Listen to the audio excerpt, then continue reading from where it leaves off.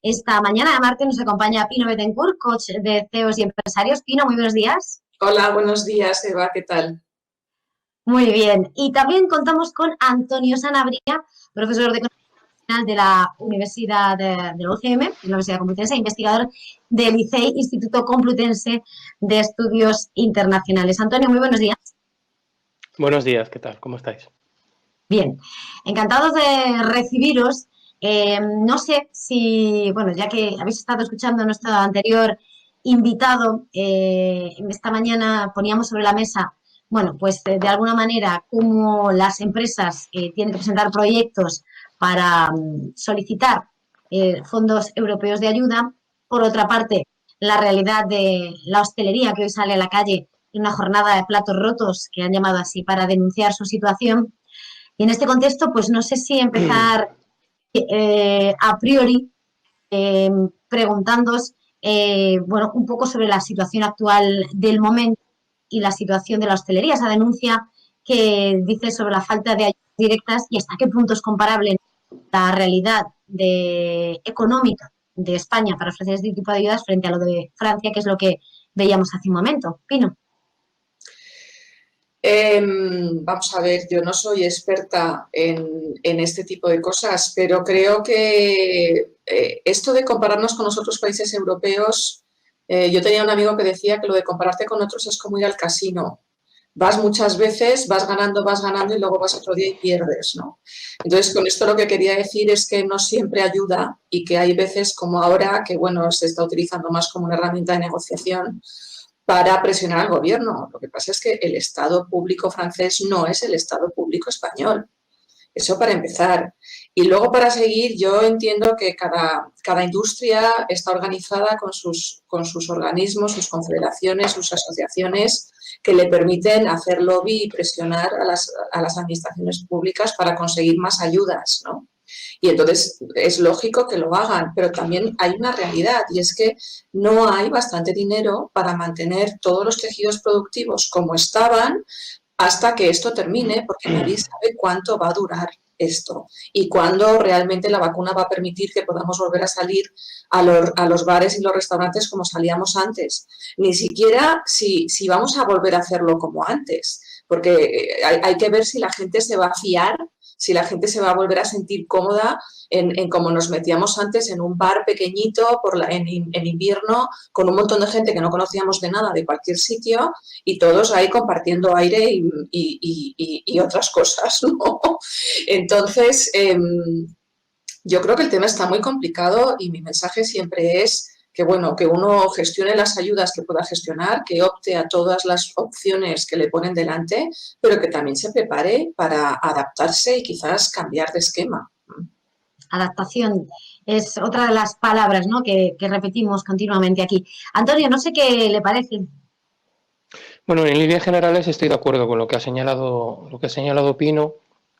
Tenemos que tener en cuenta que a la hora de comparar es que hay un problema también, digamos, de comparar sectores. Tampoco el sector de la hostelería español es el francés o el italiano o el alemán. Cada uno tiene sus particularidades. En este caso, el sector hostelero español tiene la particularidad que es muy grande y además está muy atomizado. La mayoría son muy, muy pequeños. El pequeño bar quizás sea como el elemento, digamos, más característico de ese sector. Insisto, más o menos en torno a pues 259 habitantes por bar, para hacernos una idea.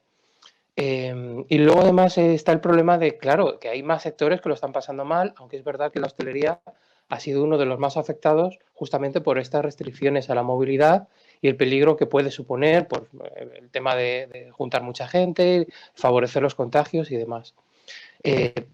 Pero eso es verdad, pero hay que tener en cuenta que los costes o la capacidad de financiación es limitada, que luego hay un elemento que es fundamentalmente competencia de las comunidades autónomas y ahí pues también hay diferencias entre quienes han hecho más y quienes han hecho menos.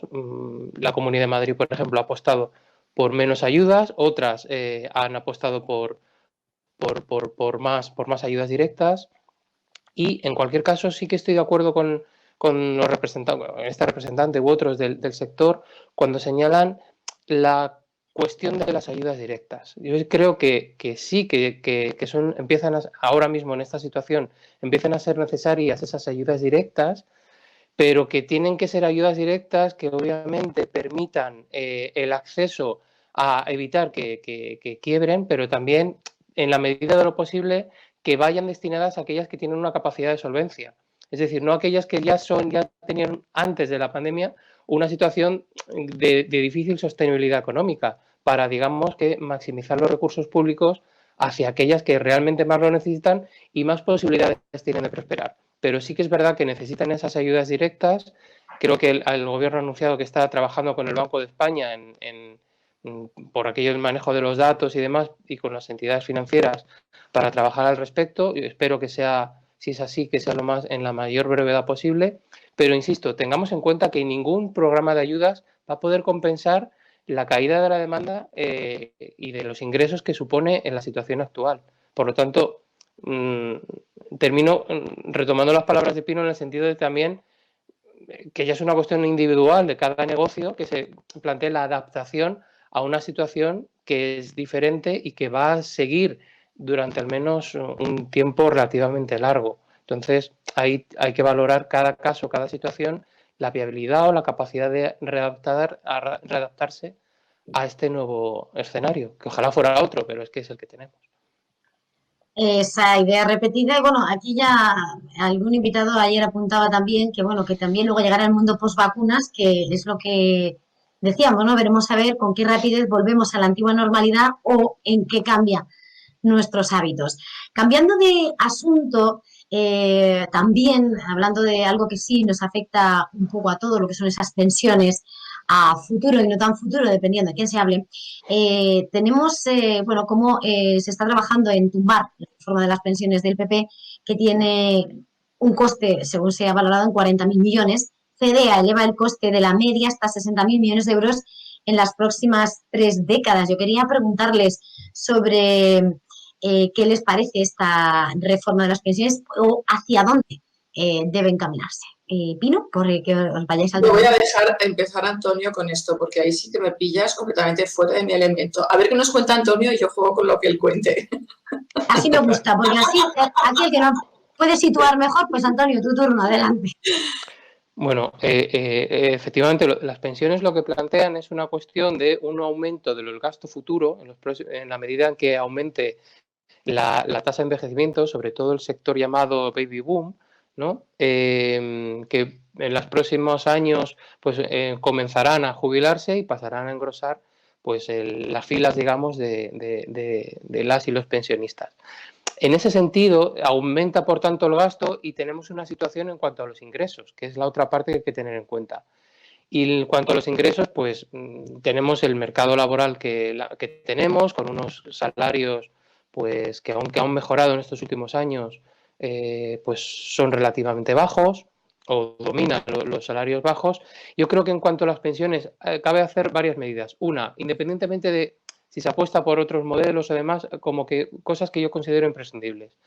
Una, retirar de la seguridad social los elementos ajenos a lo que son la parte de financiación vía cotizaciones, que vayan a los presupuestos, no que se quiten, por ejemplo, pensiones de viudedad y otras ayudas que vayan fuera de lo que es la financiación por la seguridad social. Dos, un replanteamiento de lo que son, en términos de las pensiones, la desigualdad tan grande que hay entre las máximas y las mínimas que concentra la gran mayoría de los pensionistas. Quizá no se diría tanto conservar el poder adquisitivo de cualquier pensión, que hablamos siempre en genérico, sino sobre todo pensar en mejorar en aquellas que son las más bajas. Y especialmente en el caso de las mujeres, porque tienen una situación, digamos, de desagravio, en el sentido de que, como han dedicado más años a las labores del hogar y tenemos un mercado laboral, digamos, que les perjudica en cuanto que tienen más dificultad de acceso al trabajo y a un mejor salario, pues, claro, luego tienen una perpensión. Entonces, esas cosas hay que tenerlas en cuenta. Pero también es verdad que, por otro lado, tenemos que tener en cuenta que, dado el envejecimiento de la población y dada la situación de bajo crecimiento de la natalidad y baja productividad, que tenemos actualmente, eso plantea un problema, que es lo que señala FEDEA en este caso, de aumento del gasto futuro de las pensiones. Bueno, pues ahí lo que tenemos que decidir como sociedad es un gasto, en todo caso, 30.000, 60.000 millones de euros en 30 años, que es, digamos, no supone la quiebra de nada, pero tenemos que decidir como sociedad cómo destinamos eso y qué prioridades establecemos como gasto, y esa cantidad de pensiones, cómo distribuirla entre esas clases pasivas. Entonces, todo eso, digamos, es lo que... No planteo, por tanto, ninguna solución en ese sentido y hay que hacer esto o lo otro, pero sí como, digamos, un poco las cuestiones que están sobre la mesa de cara al futuro de las pensiones. Y termino diciendo que, en todo caso, la sostenibilidad de las pensiones, que siempre se utiliza como es que son insostenibles, es perfectamente sostenible.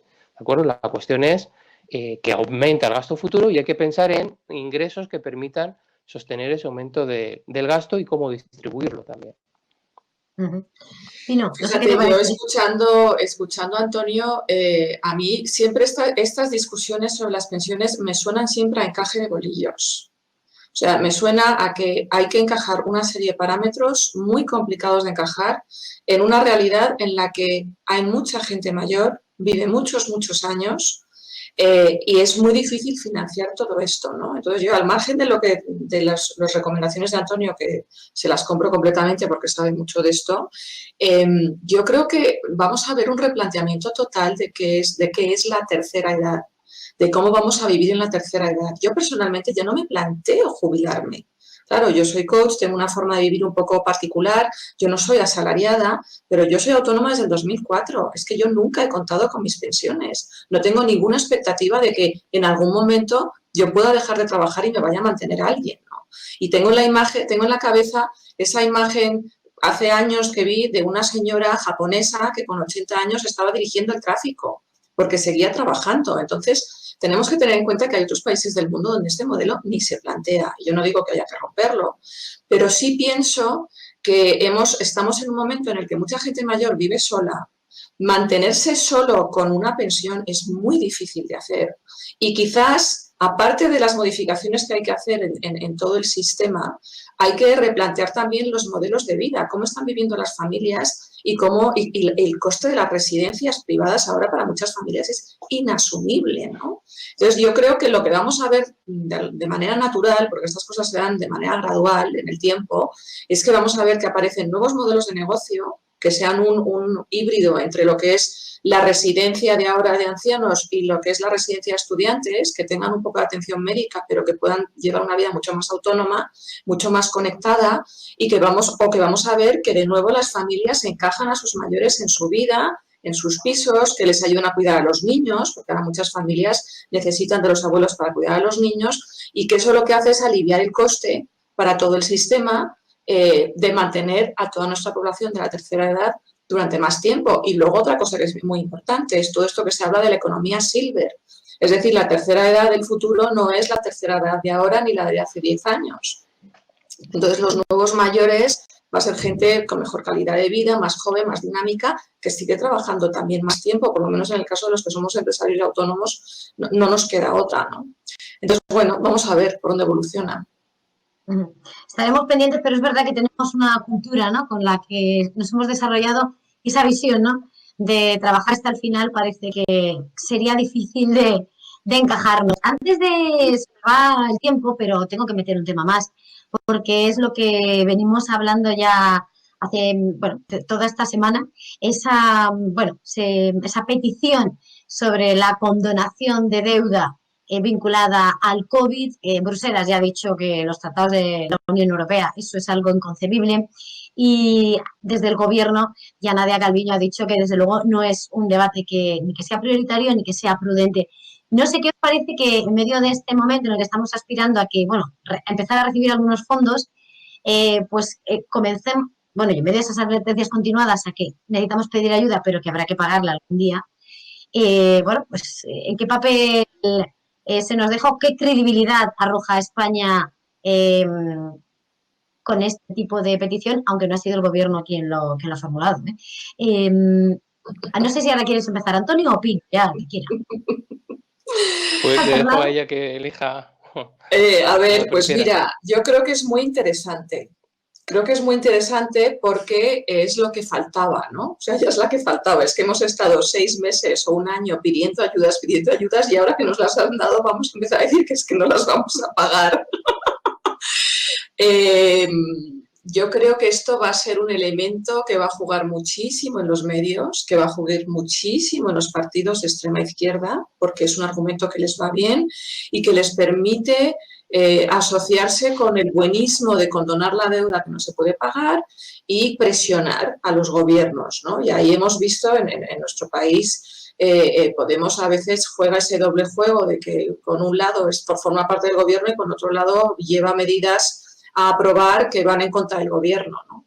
Entonces, no es nada realista, por supuesto, ha salido inmediatamente todos los gobiernos de Nadia Calviño a decir esto es imposible, esto no se puede considerar, pero esto es lo de seguir con el rollo, seguir hablando, seguir comunicando, seguir diciendo que hay que hacerlo y eso el problema es que va a calar en mucha gente que está muy desesperada porque no tiene dinero.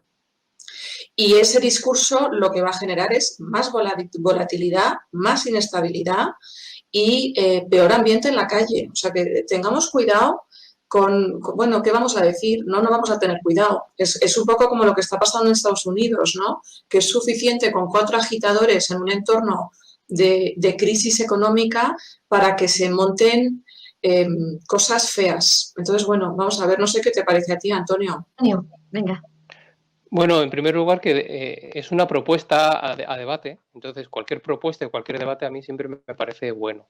Siempre y cuando, pues bueno, se hagan propuestas y las propuestas pues lleven a un diálogo entre diferentes posiciones.